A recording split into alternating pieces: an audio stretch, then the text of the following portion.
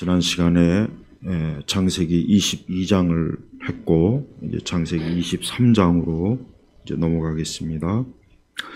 자, 창세기 23장 1절에는 사라가 127세를 살았는데 이것이 사라가 살았던 횟수이다. 성경에서 부인의 이름을 그 나이를 유일하게 밝힌 그 여인이 이제 바로 이 사라예요. 사라. 그러니까 성경 전체 여인들 중에 그 부인의 그 나이를 밝힌 그 분은 이 사라밖에 없습니다. 그만큼 하나님께서는 사라를 어때요? 굉장히 존귀하게 여긴 거예요. 우리는 보통 아브라함만 자꾸 막 축해 세우죠. 아브라함만 믿음의 조상 그러죠. 그러나 성경적으로 아내와 남편은 한 몸이에요. 그러니까 사라도 믿음의 조상이에요. 그러니까 사라도 믿음의 여인으로서 굉장히 존귀한 여인입니다. 그래서 여기 1절에도 보니까 사라가 127세를 살았는데 이것이 사라가 살았던 횟수이다 그랬습니다. 아브라함과는 60년을 함께 했고 127세를 살면서 하나님 앞에서 특히 아브라함을 부름이 받을 때 그러니까 아브라함과 함께 믿음의 여정을 산 거예요. 물론 이제 사라의 일생도 흠이 없었던 것은 아니에요. 사라도 참 하지 말아야 될 큰 실수를 한번 했죠. 그의 여종을 아브라함 부처로 넣어가지고 자손을 얻으려고 했단 말이에요. 그러니까 그때 사라가 그러지 않았다라면 얼마나 좋았을까? 참 좋았을 텐데 아무래도 그 당시 여인의 입장에서는 이 아이를 낳지 못하는 그것은 굉장히 큰 말로 다 할 수 없는 사실은 참 수치요 부끄러움이요 어려움이었어요. 그래서 이제 사라가 아무래도 믿음이 약해졌죠. 그래서 하나님이 약속한 그 후손을 자기 하녀를 통해서라도 얻으려고 했는데 그게 굉장히 참 큰 잘못이었어요. 또 사라가 좀 모질게 또 나중에 또 그 하갈을 내쫓는 것도 굉장히 아주 참 그 사라의 모습이 아주 강팍했죠. 그러니까 이제 사라도 흠이 있었던 거예요. 아브라함도 그렇고 사라도 흠이 있었어요. 우리가 믿음의 조상들을 보면은 흠이 없는 사람은 없어요. 다 흠이 있습니다. 그러나 하나님께서는 그러한 흠을 하나님은 그리스도의 피로 덮어주시고 씻어주신 거예요. 오늘 우리 성도들도 똑같아요. 우리도 현재도 그렇고 앞으로도 그렇고 우리가 하나님 앞에 어떤 허물과 죄가 있으면 가지고 나와서 회개하고 하나님 앞에서 우리의 죄를 예수님의 십자가의 피로 씻고 덮고 그래서 하나님은 우리를 직접적으로 보시면서 우리를 상대하시는 것이 아니라 예수님 우리의 중보자 또 하나 뭡니까? 대언자 이 두 개예요. 중보자만 얘기하면 안 되고 대언자도 반드시 얘기해야 돼요. 예수님은 우리 죄인들은 하나님 앞에서 할 말이 없어요. 그냥 입을 꽉 다물 수밖에 없다고 할 말이 없다고. 그럼 누가 나 대신 얘기해 주느냐? 예수님이 대신 얘기해 주는 거예요. 그래서 예수님을 대언자라고 하는 겁니다. 대언. 나 대신 하나님께 알려 주는 거예요. 그래서 우리의 기도가 항상 그리스도의 이름으로 하는 이유가 뭐겠습니까? 내 의로는 하나님 앞에 기도할 수도 없거니와 내 의로는 하나님 앞에 기도 응답을 요청할 수도 없어요. 그래서 누구의 의로? 예수님의 의로 내 기도가 하나님 앞에 올라가는 거예요. 예. 천주교는 자꾸 마리아를 들먹이죠. 그건 대단히 잘못된 겁니다. 천주교인들은 자신들은 마리아를 숭배하지 않는다고 하지만 그건 거짓말이에요. 말과 행동이 틀려요. 진짜 그렇다면 마리아 형상부터 해가지고 기도문도 그렇고 마리아 기도문 또 마리아에게 올리는 미사부터 해가지고 다 폐기 처분해야 돼요. 근데 그런 것들을 가득 안고 있으면서 우리는 마리아를 공경하는 거라 공경. 공경이 아니죠. 예배라고. 그러니까 항상 우리의 대언자 되신 예수님, 우리의 중보자 되시는 예수님을 의지하며 우리는 살아가는 겁니다. 사라는 아브라함이 부름받을 때 사라 역시 같이 부름을 받은 거예요. 그리고 사라는 아브라함과 함께 어때요? 믿음의 여정. 함께 고난받고 함께 고통받고. 그러니까 아브라함이 있는 그 자리에는 항상 누가 있었습니까? 항상 사라가 있는 거예요. 그래서 우리는 사라를 믿음의 여인, 아브라함과 똑같이 믿음의 조상입니다. 그래서 하나님은 이 사라를 귀하게 보신 거예요. 그래서 오늘 이 성경에도 이렇게 그 사라의 죽음을 유일하게 그의 그 나이를 언급하신 이유는 하나님께서 사라의 일생 전체를 하나님이 귀하게 보신다고 하는 증거예요. 그러니까 우리 성도들도 그렇습니다. 우리가 언제 어느 때 하나님이 우리를 부르실지 모르지만 우리도 그 믿음의 여정을 이 사라처럼 잘 갈고자 하는 그런 마음을 항상 가지고 있어야 됩니다. 그런 마음이 없다면 그 사람은 그 소망이 하나님에게 두지 않는 거예요. 그래서 사라의 일생은 히브리서 11장에도 나와 있어요. 히브리서 11장 그 13절에도 뭐라고 나왔냐면 11절부터 믿음으로 사라 자신도 잉태하는 힘을 얻었으니 하면서 13절에 뭐라 했습니까? 그는 그것들을 멀리서 바라보고 환영하였으며 땅 위에서는 외국인과 나그네임을 고백하였다. 이 모든 이들은 믿음을 따라 죽었으며 약속을 붙지 못하였으나. 그러니까 아브라함도 그렇고 사라도 그렇고 모든 우리 믿음의 이 선조들은 다 어때요?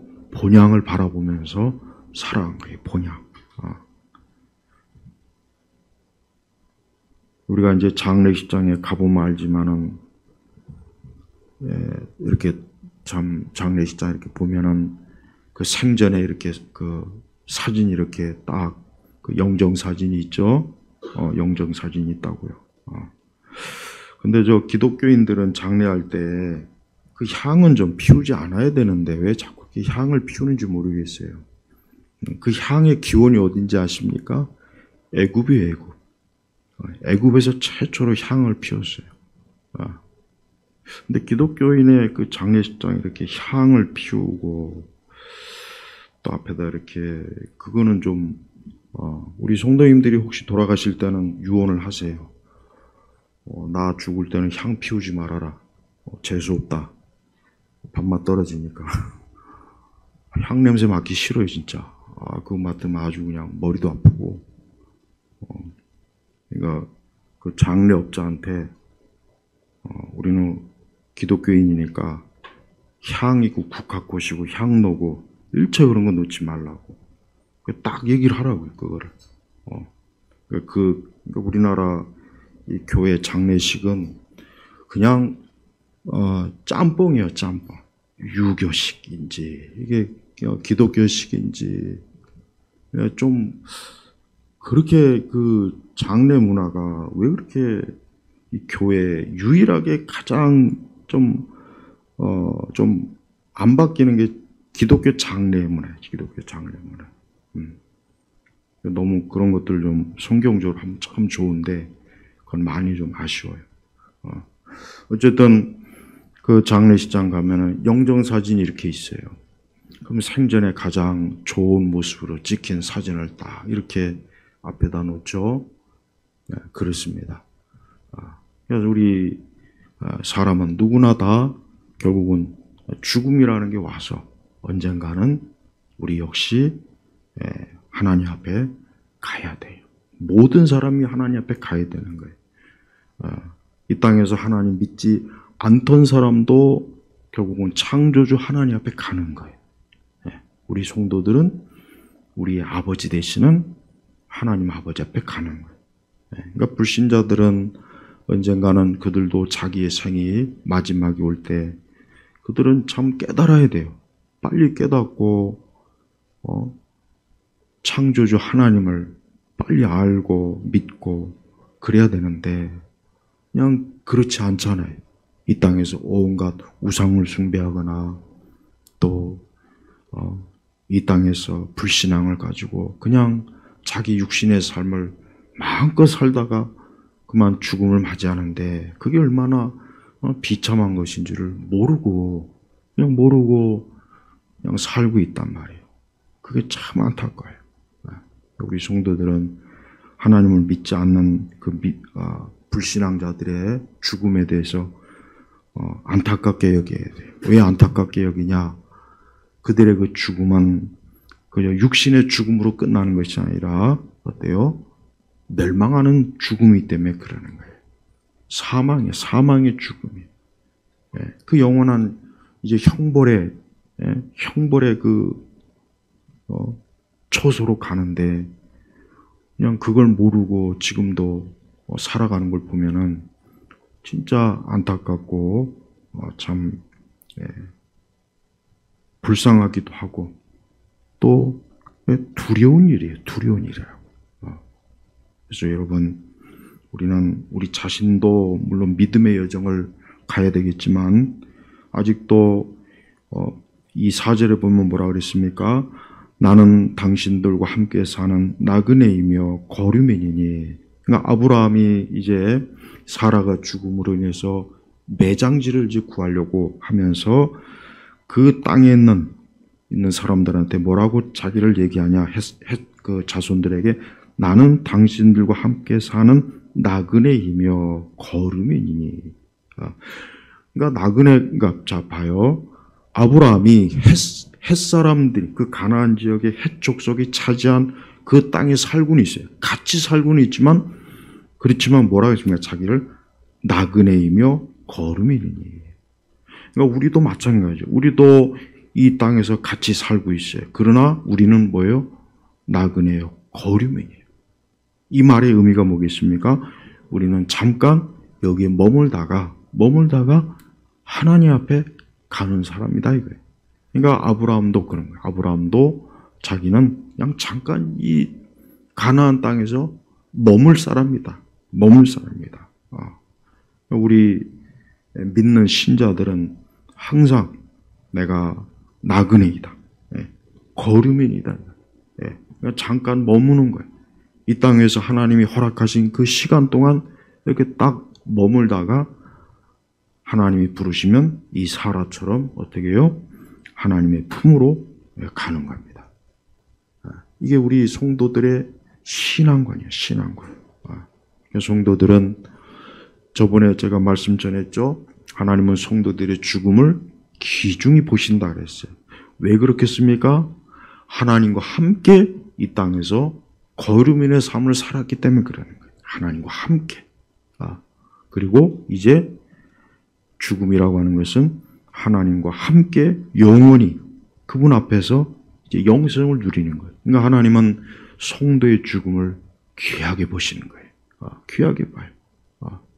성도들의 죽음은 비참하거나 막 슬프거나 막 저주스럽거나 막 그냥 재앙이거나 절대 그게 아닙니다. 성도들의 죽음은 하나님 앞에서도 귀중한 거고 또 우리 성도들에게조차도 기쁘고 즐겁고 좋은 거니까 물론 그 2절에 보니까 이런 말은 있어요. 사라가 가나안 땅 기럇 아르바 곧 헤브론에서 죽으니 아브라함이 가서 사라를 위하여 슬퍼하고 통곡하고 그랬어요. 왜 그 아브라함이 그 슬퍼하고 통곡했습니까? 소망이 없는 슬픔과 통곡이 아니라 뭐예요? 사라와 함께 그 많은 믿음의 여정을 거치면서 고생하고 함께 했던 거기에 대해서 마음이 슬픈 거예요. 소망 없는 슬픔은 아니고, 왜? 사라는 하나님 품에 안겨 있기 때문에 안식을 누리고 있어요. 그러나 아브라함 편에서 인간적으로는 어때요? 통곡하고 슬퍼하는 거예요. 굉장히 아쉬워한 거예요. 그만큼 아브라함이 사라를 많이 사랑한 거예요. 많이 사랑한 거예요. 우리 결혼하신 남편분들도 그래요. 아내를 많이 사랑하는 게 그게 좋습니다. 이 사라도, 이 아브라함도 그 함께 하나님을 믿고 갈 바를 알지 못하고 그 여기저기 그냥 믿음 생활하면서 정한 곳 없이 그냥 하나님이 인도한 대로 가고 또 이런저런 수모도 겪고 막 그랬잖아요. 그 모든 걸 생각하니까 얼마나 어때요? 같이 그 고생한 세월을 생각하니까 그냥 마음이 슬프고 참 그런 거예요. 그러나 하나님 믿지 않는 그 죽은 자들의 그런 슬픔은 절대 아니라는 걸 우리가 알아야 돼요. 하나님 믿지 않는 자들의 그거하고는 전혀 다른 의미예요. 믿지 않는 자들은 이제 더 이상 이제 그를 볼 수도 없고 만날 수도 없고 이제 더 이상 그하고는 이제는 함께 할 수가 없어요. 그러니까 정말 불신자들의 장례식장 가서는 어떻게 보면 진짜 참 통곡이나 울음, 비참한 통곡과 울음이 아마 나올 수밖에 없을 겁니다. 그러나 믿는 자는 그러한 슬픔이나 통곡이 아니라 함께 믿음 생활하면서 함께 고생하고 함께 하나님을 섬긴 것에 대한 그런 함께 했던 그 시간과 세월에 대한 애정, 그 애정의 표현이에요. 나쁜 남편들은 아내가 죽으면 화장실 가서 웃는다 그러잖아요. 우리 옛날부터 그런 얘기가 나왔어요. 아내가 죽으니까 이제 사장가나 가볼까. 근데 아브라함은 그게 아니라 그만큼 사라를 많이 사랑한 거예요. 많이 사랑해서 이제 사라가 없으니 내가 어떻게 이제 이 땅에서 함께 믿음 생활하는 그 믿음의 동역자가 없으니까 얼마나 또 허전하고 그렇지 않습니까? 우리는 항상 함께 믿음 생활하는 그러한 그 믿음의 동반자가 있다는 게 참 좋은 거예요. 부부는 함께 신앙생활하면 참 좋아요. 그게 참 좋습니다. 왜? 믿음의 동반자라고요. 같이 하늘의 유업을 받을 것이고 함께 예배드리고 기도하고 하나님과 함께하는 그러한 그 복된 삶이라고요. 근데 우리 시대에는 이 결혼 문화가 완전히 파괴됐어요. 완전히 결혼 문화가 파괴돼 갖고 참 큰일이에요. 근데 이 성경에서는 하나님께서 이 부부의 이 결합은 하나님 앞에 신성한 거고 거룩한 거고, 그래서 성도는 어때요? 믿지 않는 자하고는 멍에를 매지 말라 그랬어요. 그러니까 불신자하고는 결혼하면 안 돼요. 그게 원칙이라고요. 절대 믿지 않는 자하고는 결혼하면 안 됩니다. 물론 이미 했으면 빨리 이제 예수님 믿도록 기도하고 아주 결사적으로 그냥 믿음으로 돌아오도록 그렇게 해야 돼. 그래야죠. 빨리 믿음의 동반자로 만들어야 돼. 그래야 함께 영생에 이르고 천국에 가죠. 그렇지 않으면은 영원히 갈라서야 됩니다. 영원히 갈라서는 거예요. 그러니까 사라와 아브라함은 믿음의 동반자이기 때문에 하나님 앞에서 같이 생명의 유업을 받아요. 그러니까 전혀 사실 나쁜 의미의 슬픔이나 통곡은 없습니다. 그냥 함께 그 참 수십 년을 산 그 사랑하는 아내가 죽었으니까 당연히 우리의 자연적인 본성에서 슬프고 애통하는 것, 그건 당연한 겁니다. 아브라함은 그 햇사람에게 오늘 뭐라고 합니까? 이제 매장지를 구하는 거예요. 매장지. 근데 하나님은 이 가나안 땅에 하나님의 이 백성들이 결국은 지금 이 19절에 보면은 뭐라고 나오냐면 이제 결국은 헷 자손들 앞에서 그 정당한 값을 치르고 그 매장지를 이제는 구입했어요. 그래서 18절에 보면은 그 성문에 들어온 모든 헷 자손들 앞에서 아브라함의 소유로 넘어갔다 그랬습니다. 아브라함의 소유. 그래서 그 19절에 그런 다음에 아브라함이 그의 아내 사라를 마므레 앞 곧 가나안 땅 헤브론의 막벨라 밭에 있는 굴에 장사하였다. 그러니까 이 헷 족속이 가지고 있던 그 매장지, 그 땅을 아브라함이 정식으로 물론 이제 헷 자손들은 아브라함이 이제 그 지역에서 참 평판도 좋고 또 여러 가지로 이제 아브라함이 평소에도 아주 참 그 헷 사람들과 잘 지내서 오히려 그냥 주려고 했어요. 그냥 가지시라고. 우리가 이 매장지를 이렇게 굳이 돈 받고 파는 것이 아니라 우리는 기꺼이. 그러니까 아브라함에게 호의를 베풀려고 했지만 아브라함은 그렇지 않았습니다. 아브라함은 그것을 정식으로 값을 치르고 그것을 매입을 한 거예요. 왜냐하면 안 그러면은 당대는 괜찮아요. 당대는 괜찮지만 다음 후대에 가서 잘못하면 문제가 생겨요. 왜? 아브라함이 값도 치르지 않고 땅을 받았다 해가지고 후손 때 가서 잘못하면은 이 땅 때문에 아브라함의 그 이후에 그 세대들이 어때요? 그것 때문에 큰 분쟁과 어려움을 겪는단 말이에요.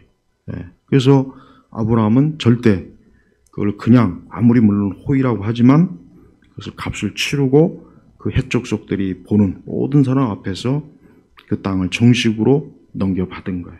그러니까 이러면 이제 문제가 없는 거예요. 이제는 다음 때 가도 이 아브라함에게 넘겨진 저 땅은 정식으로 값을 치르고 한기 때문에 어느 누구도 이제는 시비를 걸 수가 없어요. 그래서 아브라함은 이 그 막벨라 밭에 있는 굴에 장사한 거예요. 이제 이 막벨라 밭에 있는 굴이 결국은 이게 결국은 뭡니까? 아브라함의 가족 묘가 돼버려요. 그래서 나중에 이제 여기 이삭도 리브가도 레아도 요셉도 아브라함도 여기 다 매장이에요. 야곱도 어때요? 야곱도 애굽에 매장됐다가 나중에 출애굽할 때 어땠습니까? 그 유고를 수습해서 나중에 여기다 매장을 시킨다고요. 그만큼 이 가나안 땅 헤브론 막벨라 앞에 있는 굴의 이 의미는 결국은 이 가나안 땅 전체를 하나님께서 결국은 아브라함과 그 후손들에게 주겠다는 하나의 큰 약속이나 마찬가지예요.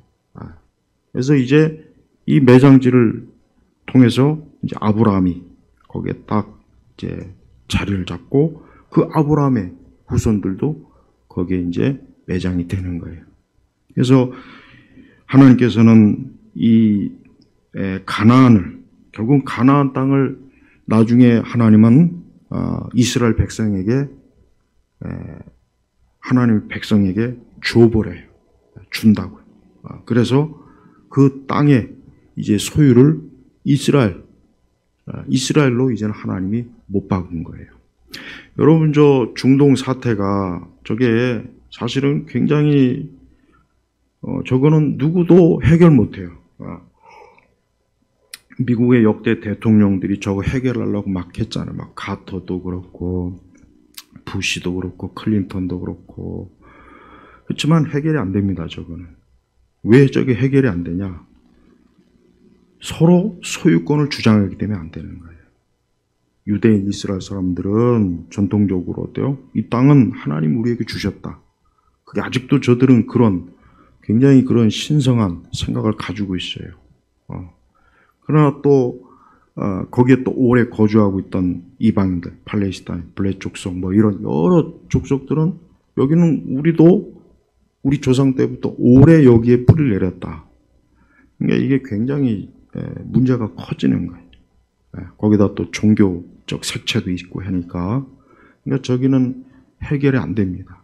주님이 오셔야 이제 저기는 해결이 되지 그 전까지는 계속 분쟁이 일어날 거예요. 계속 분쟁. 이 땅의 분쟁, 이 세상의 땅의 분쟁이라고요. 하지만 땅은 누구의 것입니까? 성경이 말했죠. 하나님의 것이라 그랬어요.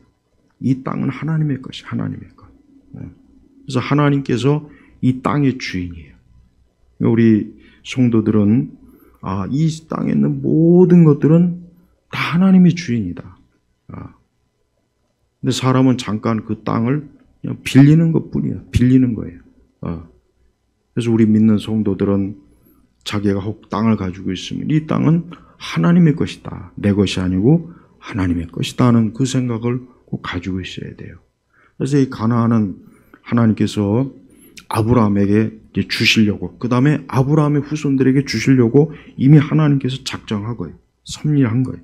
근데 그 첫 번째 표시로 이 막벨라 밭에 있는 굴을 이제 어때요? 사라를 이제 장래 매장을 하면서 비로소 이제 가나안 땅에 이제 소유지, 아브라함의 이름으로 된 소유지가 이제는 비로소 생기는 겁니다.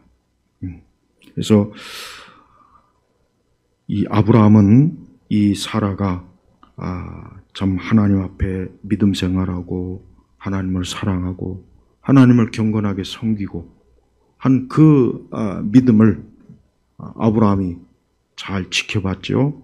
또 이제 머지않아 자신도 이제 아브라함 이제 사라 곁에 이제 매장을 해야 되니까 그래서 이 막벨라 밭을 정식으로 구입을 해가지고 매입을 해가지고 먼저 사라를 묻고 그 다음에 이제 아브라함도 여기 들어가고 아까 얘기했지만 야곱도 뭐 다 이렇게 이제 들어가는 거예요.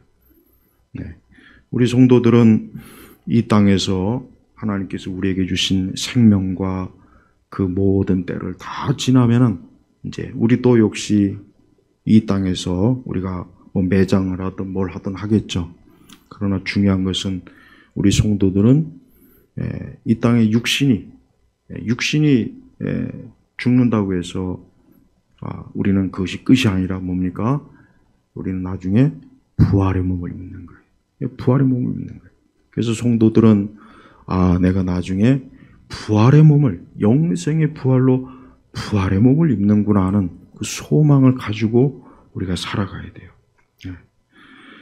또한 우리는 이 아브라함의 보면은 이제 4절 이후부터 이 헷 족속들과 이제 아브라함이 매장지를 계약하고 매입하는 그 과정을 보면은 아브라함은 이방인들과 굉장히 어때요? 굉장히 깨끗하고 또 정직하고 또 하나님의 사람으로서 흠이 없게 이방인들을 상대하는 걸 볼 수가 있어요.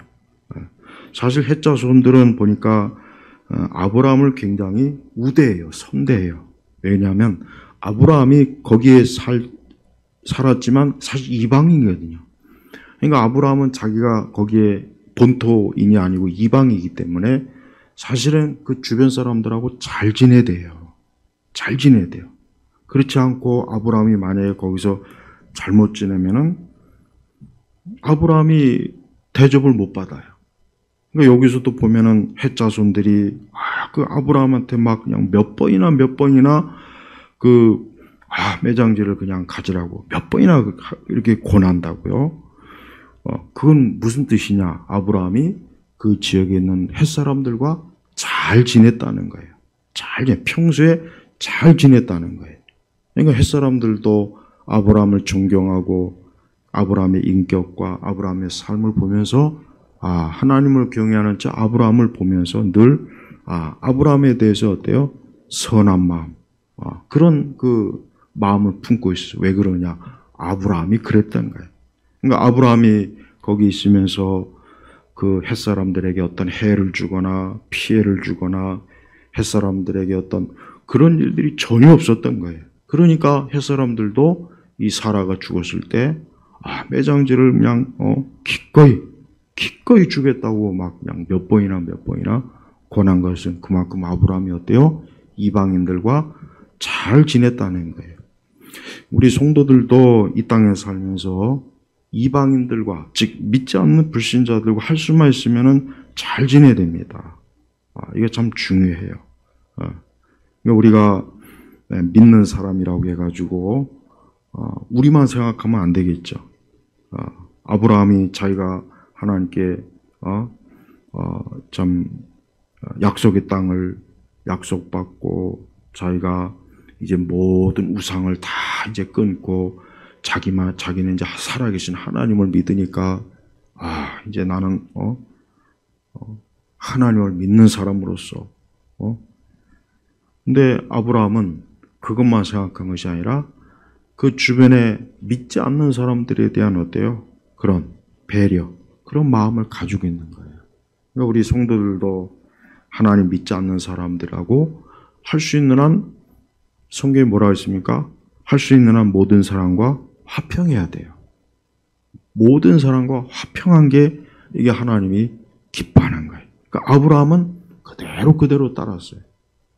거기서 아브라함이 만약에 막 싸움질을 하거나 거기서 막 이방인 객인데 막 거기서 막 주인 행세를 하거나 거기서 그냥 막 술 먹고 밤에 나와가지고 고성방가하거나 아무데나 오줌 싸고 담벼락에다가 오줌 싸고 막 그냥 뭐 자기 하고 싶은 대로 막 했다면은 햇사람들이 어디 아브라함을 좋아하겠어요?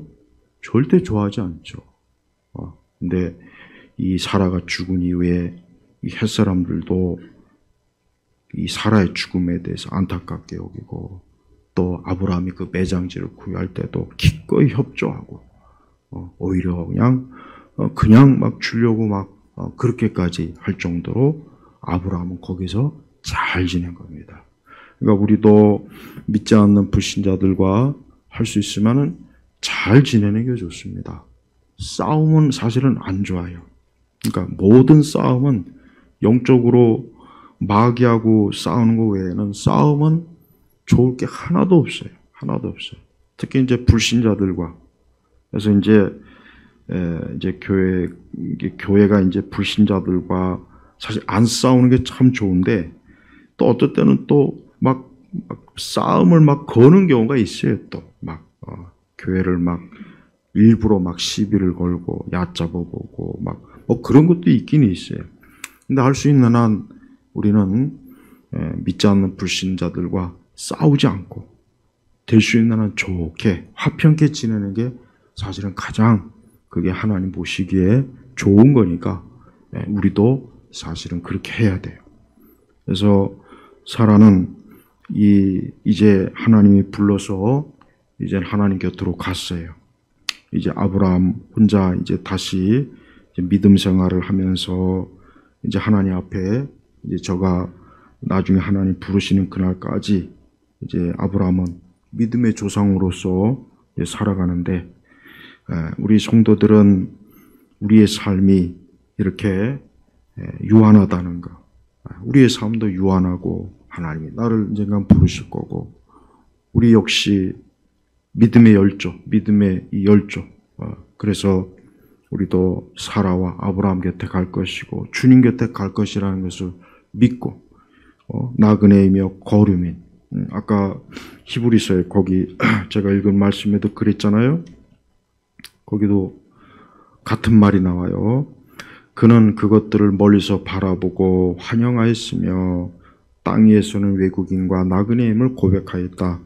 이 모든 이들은 믿음을 따라 죽었으며 약속을 받지 못하였으니 이렇게 말하는 자들은 자신들의 본향을 찾고 있음을 나타낸다. 그러니까 아브라함은 그러니까 히브리서 11장에 보면은 믿음의 조상들이 쭉 나오는데 여기서 바로 대표적인 게 뭐냐?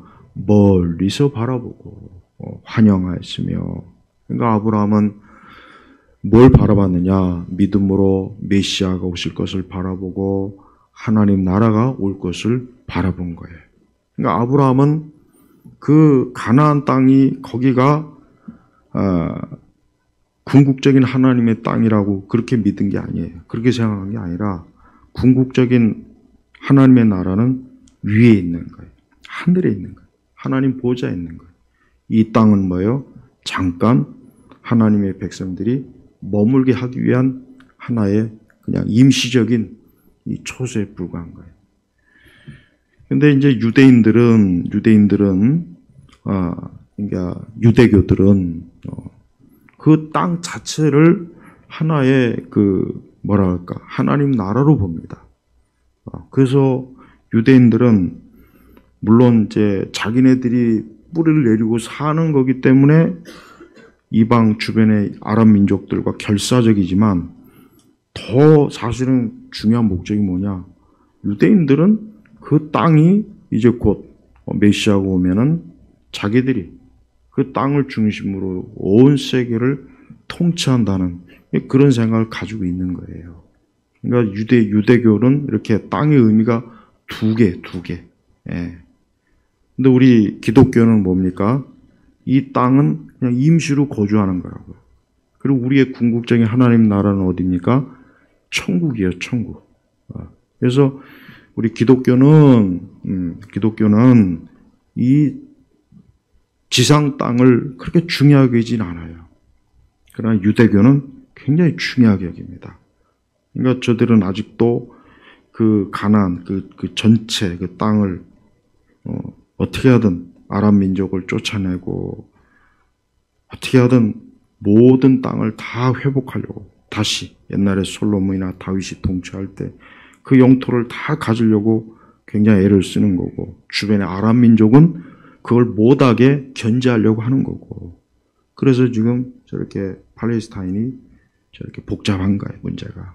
그러니까 저거는 뭐 우리 예수님이 감난산으로 재림하기 전까지는 저건 해결이 안 되는 문제예요.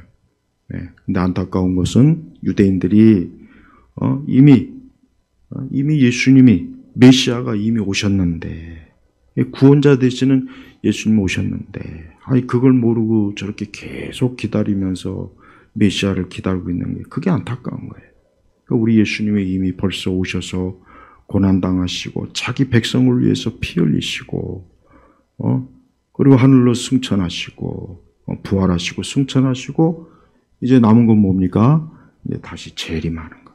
그러니까 이 재림의 약속을 붙잡고 사는 우리 그리스도인들과 아직도 메시아를 기다리는 유대교와 이 차이가 얼마나 큽니까? 굉장히 큰 거예요. 그래서 진정한 소망은 우리 예수님 믿는 우리 성도들에게 있는 거예요. 우리 성도들에게. 하나님이 우리에게 약속한 새하늘과 새 땅. 그 성도들에게 이 소망을 주셔서 우리가 그 소망을 가지고 우리가 살아가는 것입니다. 우리의 본향은 위에 있습니다. 위에. 사라도 본향으로 갔고 나중에 아브라함도 본향으로 갔고 이삭도 야곱도 다윗도 다 본향으로 갔어요. 본향. 그래서 우리 성도들은 우리도 언젠가는 이 본향에 간다. 내가 있어야 될 고향, 내가 있어야 될 터전, 거기로 간다 하는 믿음을 우리가 가져야 돼요. 이 땅이 아니에요. 지금은 교회에서도 이런 본향에 대한 이 말씀을 잘 안 전해요. 그래서 장례식 때나 이제 겨우 이제 하늘로 간다는 둥 이런 얘기를 하는데 좀 평소에 그런 말씀을 많이 전해야죠. 평소에 우리 성도들은 그 본향에 갈 것이다. 여기가 본향이 아니라 주님 곁으로 위에 하나님의 나라 거기가 우리의 본향이다. 그래서 계속해서 본향에 대한 마음을 그런 믿음을 계속 심어줘야 돼요. 그래야 그런 믿음을 가지고 우리가 나중에 우리도 죽음을 맞이하고 우리도 본향을 갈 그런 준비 또 마음 또 본향에 대한 기대감을 가지고 우리가 살아가는 거예요. 그러니까 성도의 소망은 그런 기대감을 가지고 살아야 돼요.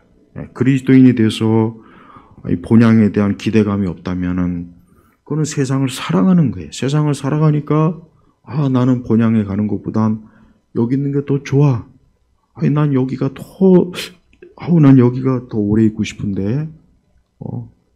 그래서 사실 이렇게 그리스도인 이렇게 막 병자 신방 갔을 때 저도 사실 그래요. 빨리 나으셔야죠 하고 기도하고 그렇지만 사실 더 정확하게 하면은 빨리 본향으로 가셔야죠 이렇게 얘기해야 되는데 또 그런 얘기하면 다 싫어하잖아요. 또 시험 들잖아요. 근데 진짜 정확한 말은 빨리 본향에 가셔서 이제 더 이상 늙고 병들고 수고하고 이런 거 이제 하지 말고 안식을 누려야죠. 사실 이 말이 더 정확한 말이에요. 더 위로가 되는 말이고 우리 성도들은 이 본향에 대한 생각을 항상 가져야 돼요. 항상 내가 언제 돌아갈까? 언제 내가 본향에 갈까? 빨리 가서 거기서 안식을 누리고 싶은데 이제 거기 가면은 진짜 모든 고통이 없는 거예요. 모든 고통이 없어요. 여러분 이 땅에는 고통이 얼마나 많습니까?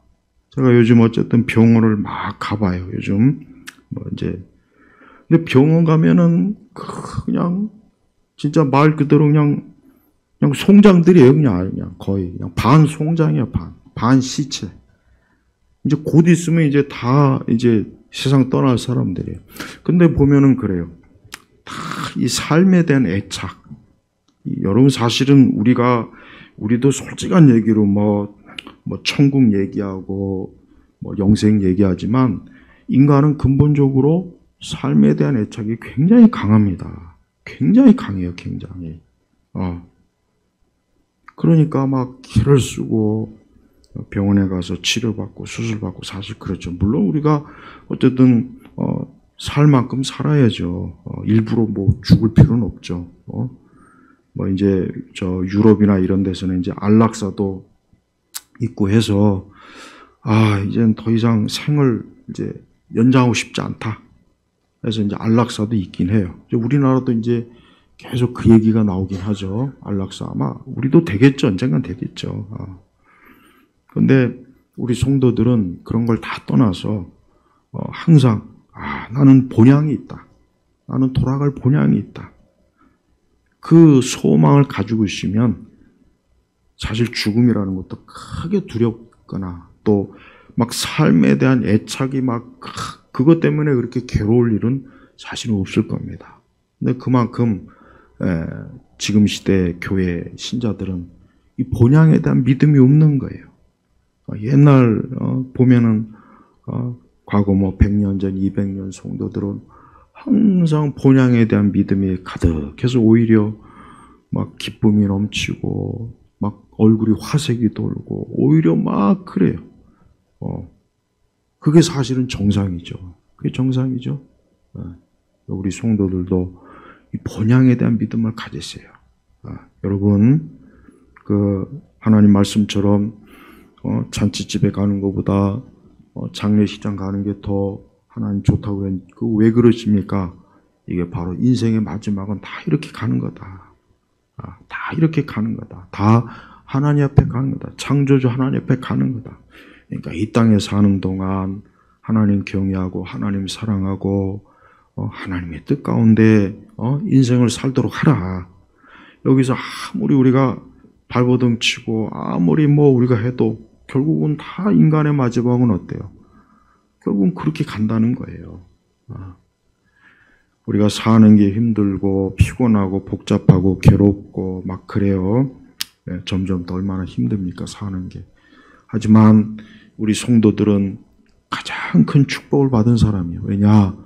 우리가 예수 그리스도 하나님의 아들 독생자 우리 주님을 통해서 우리에게 영생의 그 엄청난 놀라운 복을 우리가 받지 않습니까? 그게 얼마나 좋습니까? 다른 종교는 그게 없어요. 다른 종교는 영생에 대한 구체적인 내용이 없습니다. 내용이 정말 없다고요. 오직 기독교만 있어요. 기독교만. 그러니까 다른 종교에 빠진 사람들은 불쌍한 사람이에요. 불교에 빠진 사람도 불교는 철저하게 무신론인데 신이요. 부처는 생전에 신이고 뭐고 없다. 그런 거 없으니까 그런 거 신경 쓰지 말고 그냥 이 땅에 잘 살다가 그냥 빨리 그냥 죽어라.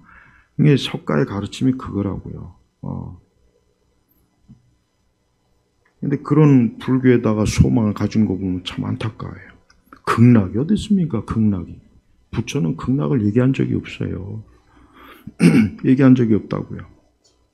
근데 자꾸 뭐 극락 얘기하고 막 그러는데 빨리 제발 절에 다니시는 분들 예수님 믿어야 돼요. 계속 그렇게 절에 다니면 나중에 죽을 때 지옥으로 가요. 멸망길로 간다고. 그걸 모르고 이 땅에서 그냥 그러니까 우리나라 참 불교가 아직도 저렇게 왕성한 거 보면은 얼마나 참 우리 교회가 이 복음을 더 빨리 전해야 되고 더 그래야 되는데 이 교회가 현세적인 교회가 돼버려요. 현세적인 교회. 그러니까 교회의 초점이 과거에는 위에 하늘에 뒀는데 지금은 철저하게 여기에요. 여기라고. 진짜 여기에. 그러니까 교회를 딱 보면은 우리 참 여기 우리 성도들이나 믿는 자들이 다 하늘의 소망을 두고 있구나. 뭔가 그런 게 딱 이게 나타나 보여야 되는데 뭐 프로그램이나 설교 내용이나 보면은 다 여기에요. 다.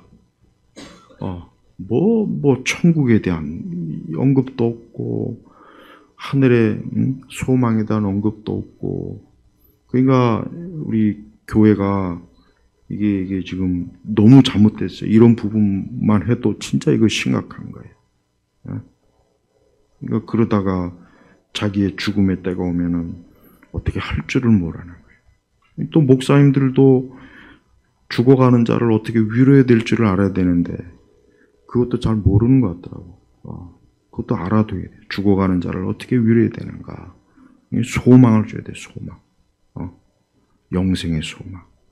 믿는 자의 소망. 하나님이 주시는 그 영원한 소망. 그래서 오히려 더 기뻐하고 오히려 더 막 기대감을 가지고 빨리 오늘이라도 빨리 본향에 들어가고 싶다. 이런 마음을 줘야죠. 어떻게 목회자가 가니까 더 그냥 3배나 더 우울해갖고 이거 큰일 났네 막 그러면 안 되잖아요. 우리 성도들 사라도 본향으로 갔습니다. 아브라함도 본향으로 갔어요. 믿음의 조상들이 다 본향으로 갔어요. 이제는 우리 차례. 우리도 이제 곧 그 본향에 가야 돼요. 예수님을 우리 예수님이 우리를 향해서 기뻐함으로 우리를 맞이할 것을 생각하고 그 영생에 대한 소망, 그 영원한 그 천국의 그 말로 닿을 수 없는 그 빛의 세계, 그 소망을 가지고 있다는 게 그것만큼 행복한 건 없는 거예요.